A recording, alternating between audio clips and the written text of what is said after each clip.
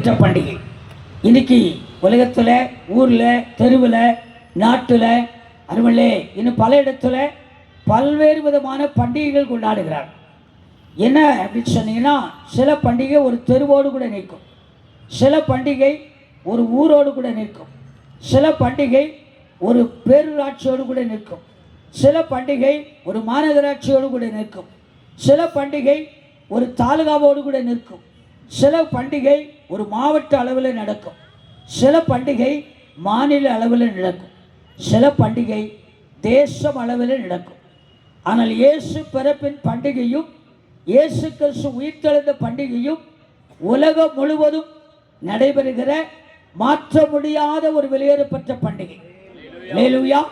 மேலை நாடுகள் எல்லாம் அருமையிலே கடந்த மாதம் அக்டோபர் கடைசியிலிருந்தே இந்த கிறிஸ்து பிறப்பின் பண்டிகையை அனுசரித்து ஆசரித்து கோலாகலமாய் கொண்டாடுகிறதை பார்க்கிறோம். இது டிசம்பர் 25ஆம் தேதி என்கிற இயேசு பிறப்பின் நாளை உலகம் முழுவதும் அனுசரிக்கிற வெளியேறப்பட்ட பண்டிகை.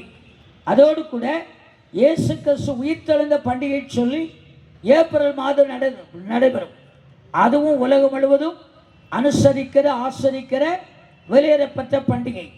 இந்த பண்டிகையினுடைய உண்மையான தாற்பயம் அல்லது உண்மையான அர்த்தம், உண்மையான கருத்து என்ன அப்படின்னு கேட்டிங்கன்னா, உலகம் முழுவதும் கொண்டாடப்படுகிற இந்த பண்டிகைக்கு காரணம் அருள்மலை இயேசுவுக்கு பெயர், இன்னொரு பெயர் உலக ரட்சகர்.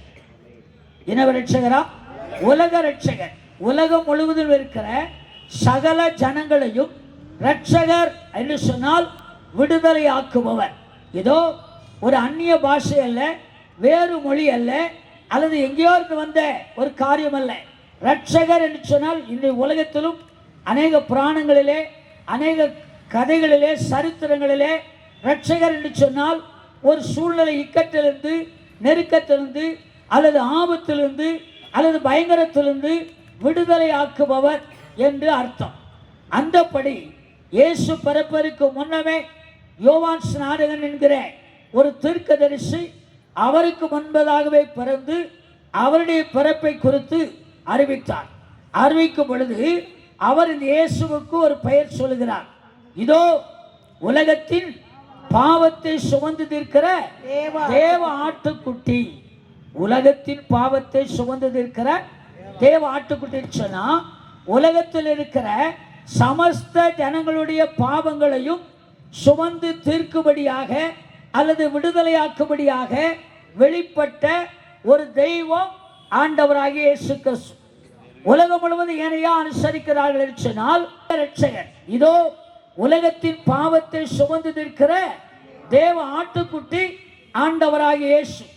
அங்க மத்தேயு என்கிற பக்தன் இங்கு ஒரு அருமையாக சொல்கிறார். 1வது அதிகாரம் 21வது வசனத்துல இப்படி சொல்கிறதை பார்க்கிறோம். இயேசு இயேசு சொன்னா இன்னைக்கு உலகத்தில் இருக்கிற மக்கள் என்ன நினைக்கிறாங்கன்னா, அது ஏதோ கிறிஸ்தவர்களுடைய சாமி, நமக்கெல்லாம் அவர் அந்நியர், நமக்கெல்லாம் அவர் தெய்வம் இல்லை, ஏதோ ஒரு கூட்டத்துக்கு, ஒரு சிறு கூட்டத்துக்கு அவர் தெய்வம் அப்படின்னு நினைச்சிட்டு இருக்கிறாங்க.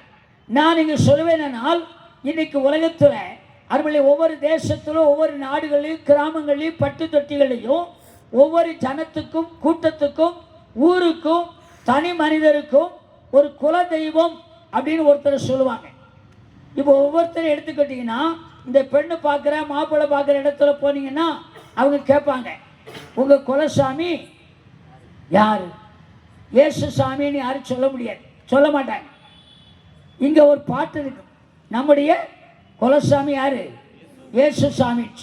நான் இன்னைக்கு உங்களுக்கு சொல்ல வருகிறேன், இந்த உலகத்தின் முழு உலகத்திலும் மத்திய பகுதியாகிய ஆசியா கண்டத்தில் பெத்லகேம் என்கிற இடத்தை அவர் தெரிந்து கொண்டார். பிறக்கும் பொழுது இந்த புஸ்தகம் இருக்குது, அல்லது ஒரு ஸ்டூல் இருக்குது, ஒரு பெஞ்ச் இருக்குது, இந்த ஸ்பீக்கர் இருக்குன்னு சொன்னால் அதை மையமாய் தாங்கி பிடிக்க கீழே ஒரு பில்லர் வச்சுக்கிறாங்க, ஒரு ஆங்கிள் வச்சுக்கிறாங்க. அந்த ஸ்பீக்கரை கரெக்டாக அந்த மையத்தில் விட்டால் அது சென்றா ஆடாமல் அசையாமல் சொல்லப்படுகிற இடத்துல நிற்கிறது. அதே போல இந்த உலகம் ஒரு உருண்டையான பகுதி. இந்த முழு உலக உருண்டையின் பகுதியில் ஒரு மைய பகுதி, அதை நிறுத்துகிற ஒரு மைய புள்ளின்னு சொன்னால்